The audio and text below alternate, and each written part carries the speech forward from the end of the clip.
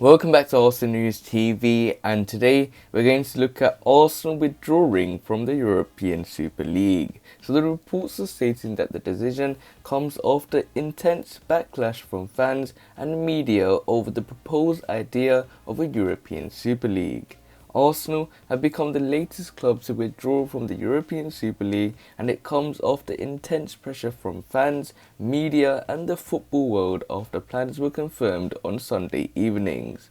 The Gunners confirmed on Monday that they are among the 12 teams that have signed up to the new competition. However, it is understood that all 6 Premier League clubs who initially put their name to the tournament will now be leaving. Arsenal published an open letter to fans on their website which said, "The last few days have shown us yet again the depth of feeling our supporters around the world have for this great club and the game we love. We needed no reminding of this, but the response from supporters in recent days has given us time for further reflection and deep thought. It was never our intention to cause such distress. However, when the invitation to join the Super League came, while knowing there were no guarantees, we did not want to be left behind to ensure we protected Arsenal and its future. As a result of listening to you and the wider football community over recent days, we are withdrawing from the proposed Super League. We made a mistake and we apologize for it.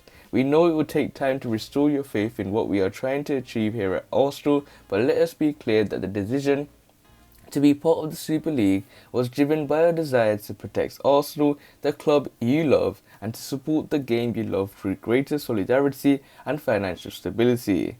Stability is essential for the game to prosper, and we will continue to strive to bring the security of the game needs to move forward. The system needs to be fixed, and we must work together to find solutions which protect the future of the game and harness the extraordinary power football has to get us on the edge of our seats. Finally, we know this has been hugely unsettling at the end of what has been an incredibly difficult year for us all. Our aim is to make the right decisions for this great football club, to protect it for the future and to take us forward. We didn't make the right decision here, which we fully accept. We have heard you. Kind regards, the Arsenal board."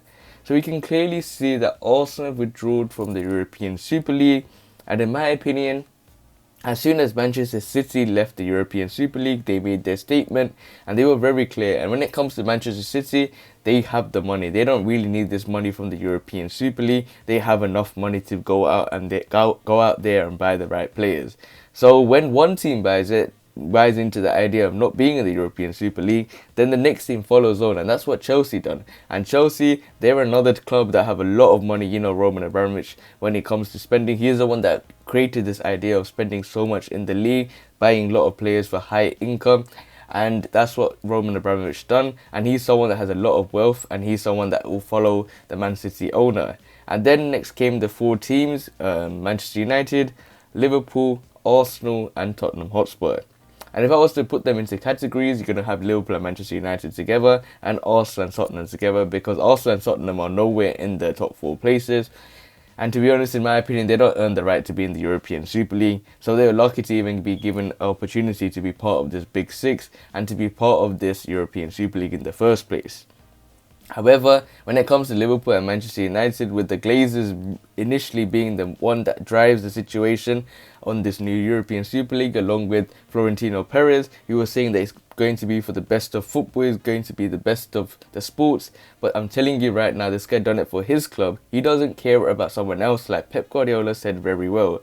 When it comes to someone, they only care about themselves. If it's just me and you at the end of the day fighting for a position in something, or one of us can survive, we're both going to save ourselves. We're not going to save each other unless we're some person that we have to be so omnibenevolent to let someone else leave. But our point being is that if one club does it in the form of Real Madrid, in the form of Florentino Perez, he thought, let's start this European Super League. They're in a club with so much debt at the moment. They're in £900 million of debt, and so is Barcelona. So both these clubs are thinking, okay, let's try and get these English Premier League teams in there, because their league is really good. They know that the English Premier League is very good, but let's try and bring those teams in there and make sure that the income comes more and more. Because when it comes to big teams, when it comes to Arsenal's fan base, when it comes to United's fan base, when it comes to Liverpool's fan base, they are very high. And you know that the whole purpose of these American owners, especially the likes of Stan Kroenke, the Glazers, the Liverpool owner, and etc., they all don't really care about the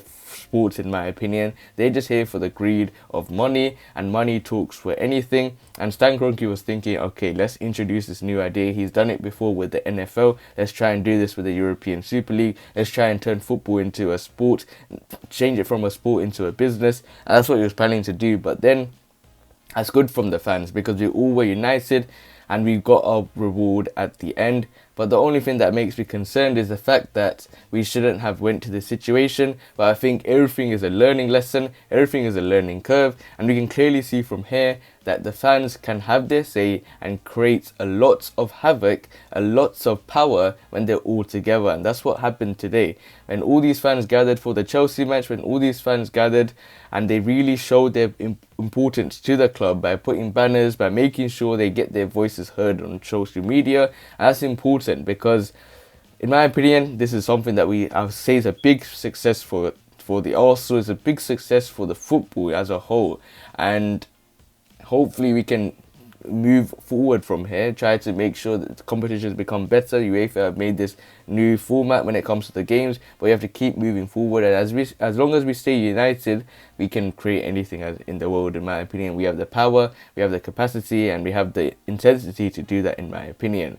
But now it's the next movement. It's time to get Stan Kroenke out of this club. I started to respect this guy a lot. I was respecting him at all. When many people said get this guy out of the club, I will respect it. I'll say, okay, look, many owners, you see the likes of Liverpool, they got their money from the players they sold. They got Van Dijk after selling Coutinho, so like they done that good transfer business. And I always used to back Stan Kroenke, saying that okay, he does put a little bit of money in the club, like he did with the Thomas Partey situation.